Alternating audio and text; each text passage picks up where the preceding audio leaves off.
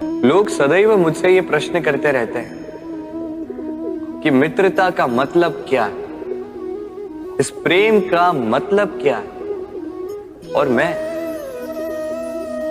बस मुस्कुराता हूं, क्योंकि ये तो ऐसा प्रश्न हुआ जैसे कोई पूछे कि अनर्थ का अर्थ क्या है। अब जब अनर्थ हो ही गया तो उसका अर्थ क्या? उसी प्रकार वो मित्रता क्या जिसमें आपका कोई मतलब, वो प्रेम क्या जिसमें आपका कोई स्वार्थ। ये दो भाव ऐसे हैं जिसमें आपको कुछ चाहिए नहीं होता, बस देना होता। आपका समय, आपकी भावनाएं, आपका सुख कुछ मांगने के लिए करोगे तो वो मित्रता कैसे? कुछ पाने के लिए करोगे तो वो प्रेम कैसे? वैसे भी देखा जाए तो जो प्रेम करते हैं उन्हें कुछ पाने की आवश्यकता ही नहीं, और जिसके पास 2.5 अक्षर वाला ये प्रेम शब्द हो, उसके पास तो इस संसार का सबसे बड़ा कोश है। तो आप इस कोश को बढ़ाइए। प्रेम संसार का सबसे पवित्र बंधन है, पर सच पूछो तो ये बंधन से मुक्ति है, स्वतंत्रता है।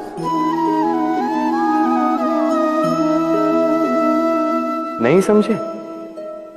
समझाता हूं।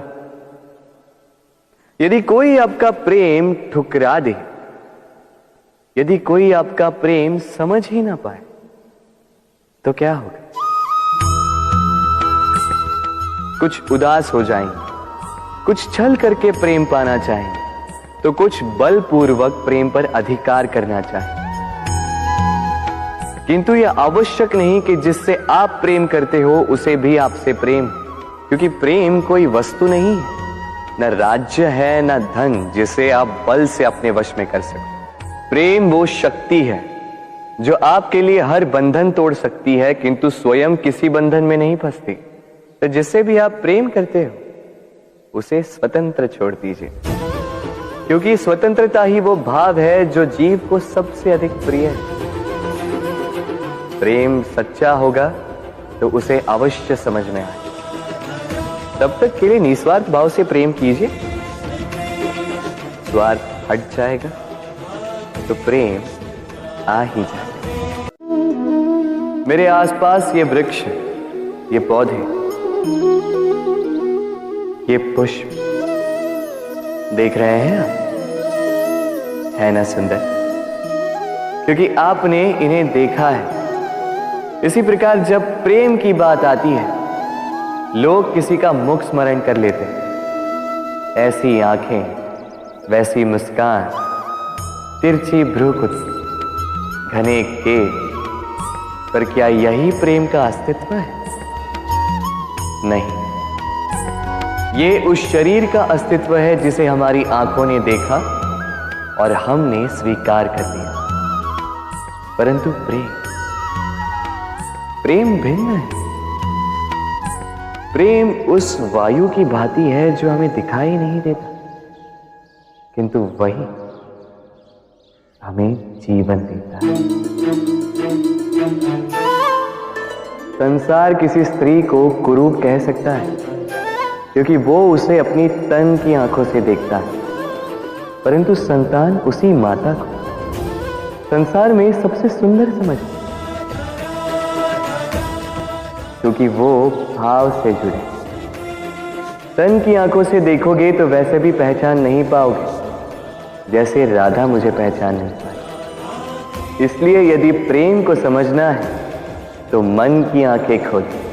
सूर्य के अत्यधिक ताप के कारण ये धरती उष्ण हो जाती है, तब प्रतिबिंब कुछ ऐसा दिखाई पड़ता है। हम कहीं दूर देखते हैं, हमें वहां पे जल दिखता है। हम जैसे ही पास जाकर देखते हैं तो वहां पे तो जल होता ही नहीं। फिर जैसे ही हम पलट के देखते हैं तो जहां से हम चल के आए हैं वहां पे जल होता है। अब ये मृग तृष्ण ये केवल भूमि के साथ नहीं, हमारी सोच के साथ भी यही होता है, कई बार होता है। जो व्यक्ति जल पाने की चाह में बैठकर रह जाता है उसे जल कभी नहीं मिलता, किंतु जो व्यक्ति जल प्राप्त करने के लिए निरंतर परिश्रम करता है, श्वेत बहाता है, वो व्यक्ति मरुस्थल में भी जल को प्राप्त कर ही लेता है। जीवन में यदि हम कुछ बड़ा प्राप्त करना चाहते हैं तो निरंतर परिश्रम करना ही होगा। ये परिश्रम का भाव अत्यंत महत्वपूर्ण है। ये भाव और रस, ये है भीतरी वस्तुएं। रूप और श्रृंगार, ये है ऊपरी वस्तुएं। जो भी व्यक्ति रूप के कारण आपसे प्रेम करता है वो वास्तविक प्रेम नहीं है, किंतु जो व्यक्ति आपके भाव से, आपकी भावनाओं से प्रेम करता है वो वास्तविक प्रेम है। तो ये बात स्मरण रखिएगा और मेरे साथ प्रेम से कहिएगा, राधे राधे।